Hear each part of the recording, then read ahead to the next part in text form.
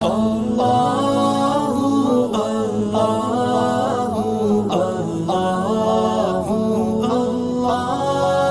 اللہ الرحمن الرحیم۔ قطع رحمی کی وجہ سے رحمت الہی سے محروم ہونا۔ صلہ رحمی کے فضائل اور اس کی ترغیب کا بیان چل رہا ہے کہ صلہ رحمی کتنا بڑا اجر و ثواب کا عمل ہے، اور اس کے مقابلے میں قطع رحمی کتنا بڑا وبال اور گناہ والا کام ہے۔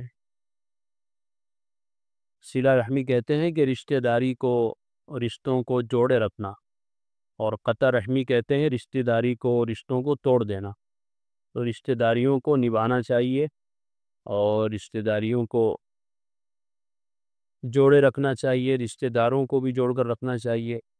اپنے مزاج کے خلاف، اپنی رائے کے خلاف، اپنے کسی مزاج کے خلاف کوئی بات اگر پیش آ جائے تو آدمی اس کو نظر انداز کرے۔ اگر ہر آدمی یہ سوچے کہ میری رائے مانی جائے، میری بات مانی جائے اور میری سوچ کے مطابق کام ہو تو کوئی لڑائی جھگڑے ہوں گے۔ ایک کام ہے اور کریں گے کتنے سارے لوگوں کی سوچ کے ساتھ تو کیسے ہوگا؟ کام تو ایک ہی ہے۔ تو اس لیے ایسے لوگوں کو چاہیے جو صاحب ایمان ہیں، جن کے دل میں اللہ کا ڈر اور خوف ہے، کہ وہ ایسے مقام پر صلہ رحمی کا ثبوت پیش کریں اور اپنی طرف سے کوئی ایسی بات، کوئی ایسا کام ہرگز نہ کریں جس کی وجہ سے رشتہ داری کے اندر دراڑ آ جائے، رشتہ داری کے اندر کمی کوتاہی پیدا ہو جائے، خلل پیدا ہو جائے۔ تو اسی کا بیان چل رہا ہے کہ صلہ رحمی کو قائم رکھیں، قطع تعلقی سے اجتناب کریں، بچتے رہیں۔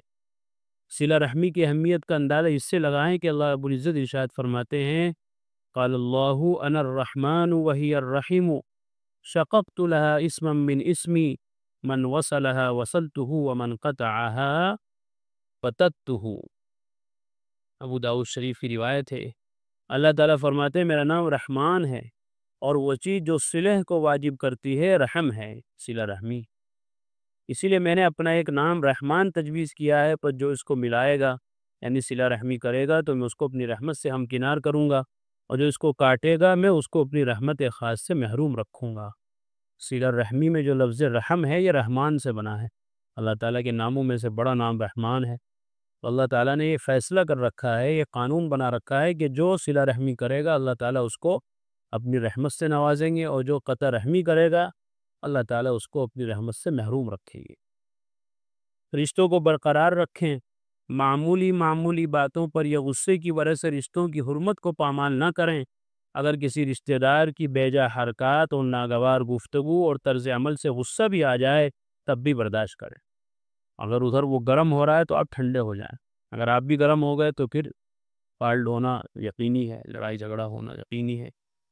اس لیے کہ پہلوان وہ نہیں جو دوسرے کو پچھاڑ دے، بلکہ پہلوان وہ ہے جو غصے کے وقت اپنے آپ کو قابو میں رکھے۔ یہ حدیث شریف میں آیا، صحیح پہلوان وہ ہے، حقیقی پہلوان وہ ہے کہ جب اس کو خوب غصہ آ رہا ہے اور وہ اپنا غصہ نکال بھی سکتا ہے، اپنی بھڑاس نکال بھی سکتا ہے، لیکن صرف اس نیت سے کہ کیا فائدہ، بات لمبی ہوگی، لڑائی جھگڑا ہوگا، بات کہیں سے کہیں تک پہنچ جائے گی، وہ اپنے غصے کے کڑوے گھونٹ پی کر ٹھنڈا بیٹھ گیا۔ تو فرمایا کہ یہ اصل میں پہلوان ہے جس نے اپنے غصے پر قابو پا لیا، کنٹرول پا لیا۔ اب جن کو بہت غصہ آتا ہے ذرا وہ اپنا مزاج درست کر لیں۔ کیسے؟ اس لیے کہ اپنے غصے کو روکیں، مزاج کو نرم بنائیں، تاکہ اللہ تعالیٰ قیامت کے دن ان کے ساتھ نرمی کا معاملہ کرے۔ بے جا غصہ ہونا بڑے عیب کی بات ہے، اور حلیم الطبع ہونا بہت بڑی خوبی ہے۔ وہ لوگ جو ذرا سی بات پر آپے سے باہر ہو جاتے ہیں اور پورے غصے میں لال پیلے ہو جاتے ہیں، یہ بہت بڑے عیب کی بات ہے، یہ انسان کے اندر بہت بڑی خامی ہے، کمی کوتاہی کی بات ہے۔ اور حلیم الطبع، طبیعت کے اندر بردباری ہونا، برداشت کا مادہ ہونا، یہ بہت بڑی خوبی کی بات ہے۔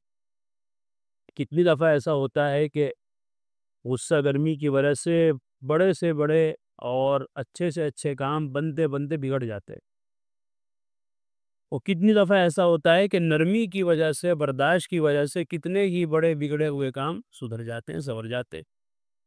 تو آدمی کو نرم پہلو اختیار رکھنا چاہیے، اپنا مزاج نرم بنانا چاہیے۔ اللہ رب العزت حضرت ابراہیم علیہ السلام کی شان میں فرماتے ہیں، ان ابراہیم لحلیم اوہ منیب، سورہ ہود کی آیت نمبر 75 ہے۔ ابراہیم علیہ السلام بڑے حلیم الطبع، رحیم المزاج اور رقیق القلب، حضرات انبیاء علیہ السلام کی صفات میں سے ہے بردبار ہونا، برداشت کا مادہ ہونا، یعنی طبیعت کے بڑے ہی حلیم تھے، مزاج کے رحمت والے تھے، دل کے نرم تھے۔ یہ ہیں صفات جو اللہ تعالیٰ نے اپنے خلیل کی بیان فرمائی۔ حضرت ابراہیم کا لقب خلیل اللہ ہے، اللہ کے دوست، تو گویا یہ صفتیں جو اپنے اندر پیدا کر لے گا، گویا وہ اللہ کے دوست کی صفتیں اپنے اندر پیدا کرے گا اور وہ بھی اللہ کا دوست بن جائے گا۔ یہ تین صفتیں اپنے اندر پیدا کریں، دل میں برداشت کی طاقت ہو، مزاج میں شان رحمت غالب ہو اور دل نرم ہو۔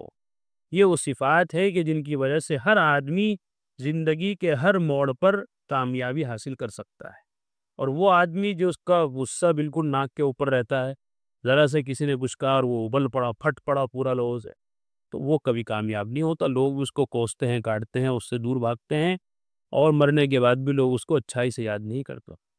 اس لیے اچھائی سے وہی آدمی یاد کیا جاتا ہے پیٹھ پیچھے کہ جو مزاج کے نرم ہو، اس کا دل نرم ہو اور اس کا مزاج بھی نرم ہو اور اس کی طبیعت کے اندر بردباری ہو، برداشت کا مادہ۔ اللہ تعالیٰ ہم سب کو عمل کی توفیق عطا فرمائے۔ قرآن کریم میں اللہ تعالیٰ فرماتے ہیں الا بذکر اللہ تطمئن القلوب، کہ سن لو، اچھے سے سمجھ لو، اللہ تعالیٰ کے ذکر ہی سے دلوں کو اطمینان نصیب ہوتا ہے۔ یعنی اللہ تعالیٰ کے جو انعامات و احسانات و اس کی نوازشیں ہم پر ہیں، اگر ہم ان کو یاد کریں گے تو ہمارے بے قرار دل کو قرار آ جائے گا، سکون مل جائے گا۔ اگر ہم چاہتے ہیں کہ ہمارے دلوں میں سکون آئے، اطمینان نصیب ہو، تو اس کا ایک واحد علاج اور ایک بہترین دوا یہ ہے کہ ہم فوراً اللہ کے ذکر میں مشغول ہو جائیں۔